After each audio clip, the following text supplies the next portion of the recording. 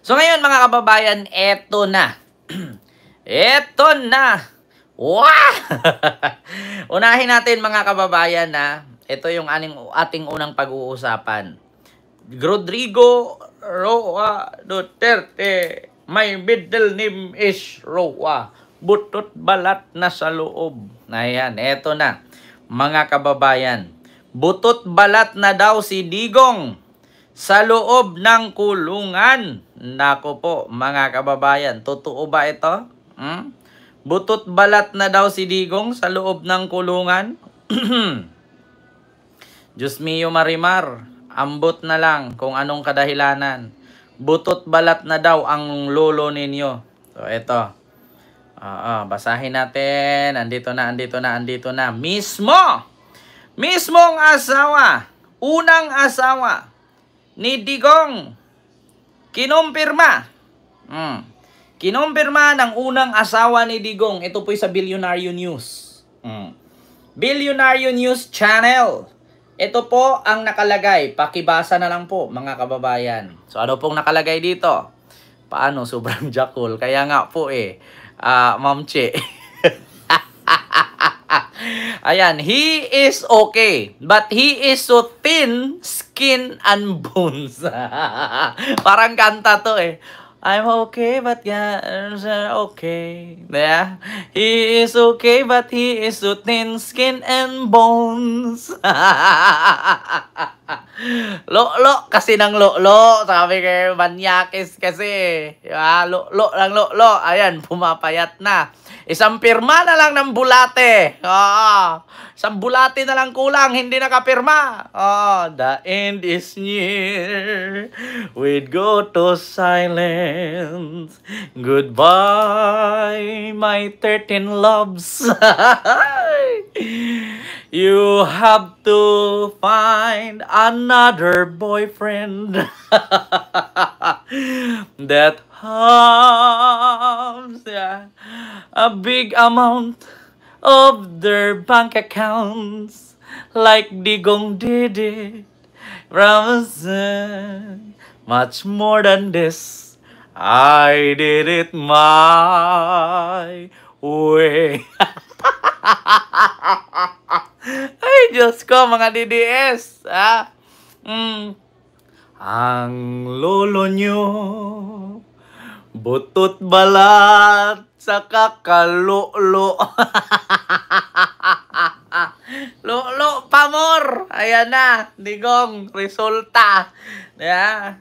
Sabi ng unang asawa ni Digong na si Elizabeth Shemirman, the mother of Vice President Sara Duterte shared an update on the condition of her former husband, former President Rodrigo Duterte, after visiting him at the ICC detention facilities in The Hague. He is okay, but he is so thin. Thin, skin and bones. Utang ina. Nangayayat na daw lolo nyo. Susutin, skin and bones. Ito, mga kababayan, hanapin natin yung video. Siyempre, kahapon napanood ko to wait lang mga kababayan. Hanapin natin sa TikTok para siyempre, hindi lang binabasa, meron din naririnig natin na mismong nagsalita siya. Diba? Butot balat si Digong, total 80 plus na siya, sabi ni Ma'am Lini Balmonte. Ma'am, wala namang problema, pero ang sabi nga ng iilan, karma na yan. Yeah, Digong, butot balat na. Butang inang yan. Ay, Diyos ko, mga kababayan. But it's so thin, skin and bones. Dito lang sa picture na ito, she's really... Ano daw? Ibinahagi ni Ma'am Elizabeth ang kalagayan ni PRRD. Maayos naman umano ang dating Pangulo. Ngunit... So thin, skin and bones. Dito lang sa picture na ito, she's really that, Ibinahagi ni Ma'am Elizabeth ang kalagayan. Ayan, Ma'am Jazz. Maraming salamat po, Ma'am Jazz. Yung 500 yen super sticker. Thank you so much. Ma'am Bridget and kay Ma'am Gracious Grace. Ayan sa Sirisa Force and kay Inidina Kolkol. Ayan, may galab shoutout and kay Aliado Zinaida. Hello po. And kay Ma'am Ana Estrabon. Ayan, may galab shoutout, Ma'am Jazz. So ito ulitin ko But it's so thin, skin and bones. Dito lang sa picture na ito, She's really that, you know. Oh, di ba? He's so thin, skin and bone. Hindi siya katulad sa picture na to na dot na daw, dot. Dating ter. Ngayon dot na lang. Dotter. Oy, maraming salamat po kay Ma'am Jazz. Thank you so much, Ma'am Jazz. Yung pangalawang buena mano. May galab shout out po. Wala kaming pake sa yawa siya. Sabi ni Arayo Condros. Ayan, may galab shout out.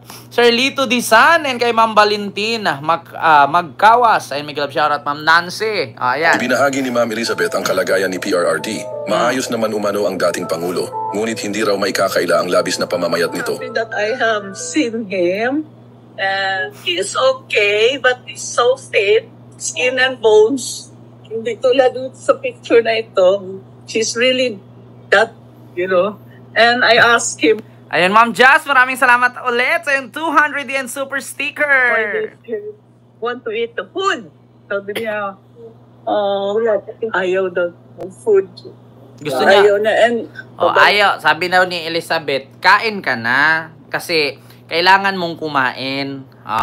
Sabi naman niya, ayaw niyang kumain ng food. Baka poke ang gusto ni Digong. Dapat, poke kasi hinahanap niyan para lumakas. Manyak yan eh. Balik daw. Hindi ba siya nilulutuan ng mga Pilipino food pa? Nako, Ma'am Jazz, maraming salamat ulit sa 200 yen super sticker. Thank you so much. No. So whatever lang that. Yeah, then at least he said that he is no longer taking any meds. At least okay, no? He's healthy. Parang tingin ko he's healthy, but as an old man, You never know. Yeah. Okay. So that mahina na maglakad, you know. Yan na. But how is he with the weather, ma'am, lately? Kasi sobrang init ng weather lately. I told him, sabi ko, malamig. Sabi niya, may init naman. Sabi ko, malamig pa rin para sa akin. Sabi niya, sadya kasi matanda ka na. Si Robin TV official, may galab shoutout po. Alam nyo, ganito mga kababayan, pumayat siya ngayon. Tapos kahit mainit, lagi niyang nararamdaman malamig. Sunod niyan, mamamanas yan. Pagkatapos mamanas, sabi ko sa inyo mga kababayan, ang sabi nila, June 30 makauwi na daw. July na po, 1 linggo nang nakalipas. Robin TV official, may galab shoutout po. 1 linggo nang nakalipas, ang pakalat ng mga DDS makakauwi na daw. Milogen, si Bron, hello po ma'am, maraming salamat sa yung super sticker. Thank you so much po. Nung sabi, ulitin ko April 28 birthday, March 28 makauwi na daw. Birthday, wala. April, ganun din, 30, wala. May, ganun din, wala. June 30, wala rin. July na naman, aputang inang yan. Kailan ba talaga uuwi? Mga DDS. Diba? Oo, Ma'am Jazz, totoo yan, Ma'am Jazz. Tapos, kinasuhan na naman ngayon. Tapos, binagsakan ng another 1,000 na plus na ebidensya. Tapos, 11 ebidensya na yon na umabot ng 8,000 pages na. Nako, patay. Walang uwian na yan. Ito yung, dapat nga, sabi ko nga sa inyo, mga, nako, Ma'am Jazz, sana po. Alam niyo, sa totoo lang, mga kababayan, sabi ko nga, si Digong, dapat pa-applyin yun na yung citizenship dyan. Para di bali nang tumagal man siya ng ilang taon dyan, at least citizen na siya. Hindi yung tatagal man lang siya dyan, hindi siya Pinoy, doon siya nabubulok. Diba? At least, di ba? Uwi siya dito, abo na, gaan-gaan na. Diba? Hindi na private plane ang sakyan. Pero mag-exercise naman si person. Hindi po rin. Gusto lang niya mag-sleep. Gusto lang niya mag-put ng TV. Yan, after daw the TV, sleep na naman daw siya. Yun lang. At saka nagbabasa naman siya ng libro, ma'am. Yeah. Babasa din. Pero not so much. Gusto niya yung TV. She was asking about how is Davao, gano'n. Ayun, Ma'am Jazz. Nako, Ma'am Jazz. Maraming salamat sa iyong mga pabuhay na mano. Thank you so much, Ma'am Jazz. Gusto daw ni Digong TV. Baka ibang TV ang gusto niya, yung umuubo na may kasamang dugo. TV, dugo. Kula. Wala na kasi fentanyl. Dalhan nyo kasi ng fentanyl. Diba? Ma'am Merly Bautista, may club shower dyan sa Taytay Rizal. Nako, magandang gabi dyan sa Taytay Rizal. Sir Joel Ferrer, may glove shoutout po. And kay Ma'am Lani Tataon. Ayan, may glove shoutout. And kay Ma'am Maribit Kenyo. Ayan, and kay Sir Joel CG ng Sirisa Force. And kay Sia 57. Mabuti pa i-request ni Kopman na madaliin na ang warrant ni Sara Bongo at Bato para hindi na sila malungkot. Kaya nga, di ba? TV na may Viva Max. Gusto ni Digong yung pag pinindot mo number 3 sa hotel, di ba? Merong channel, TV na may channel 3. Pag pinindot mo, bomba, balita, Viva Max. Okay ba daw si Basti sa kanyang because he's the mas acting mayor, di ba? So, sabi ko, okay naman. There's no problem. Sabi ko, when your grandson is also the vice mayor, sabi ko, then the other one is the congressman, the second district. And sana po, Ma'am Jazz. Naku, Ma'am Jazz, sana. Teacher Celine, may glove shout out po. And kay Secret Triper, ayan, Land Down Under. Ayan. Mega love shout out po. Mga kababayan, ayun na nga. Mga kababayan. So, kinukumusta daw ni Digong. Kumusta na ang Davao? Ayun, binaha. Hanggang ngayon, hindi pa rin tapos. Tas kumusta na daw si Basti? Ayun, si Basti pa rin. Wala namang nangyari. Tapos, kumusta na daw si Pulong? Si Pulong pa rin. Walang nangyari. Puro pambabatikos. Puro pamumuna. Ngayon, si Risa Hontiveros ang binabanata ni Pulong. Tapos, mamaya, si Basti, pag-usapan natin kung anong nangyari kay Basti. Kaya sa totoo lang mga kababayan, huwa na impas na kaluluwa ni Digong. Kunti na lang. Sabi ko nga sa inyo mga kababayan, kunting-kunti na lang. So yun mga kababayan. Ito yung ating pag-uusapan. Sunod na topic. Speaking of Digong, dito naman tayo sa DOJ. Patungkol po ito sa mga sabongero mga kababayan. Ito mga kababayan, ang tawag dito, ang Department of Justice, humingi na ng tulong sa Japan para hanapin daw po itong mga sabongerong nawawala doon sa Taal Lake, mga kababayan.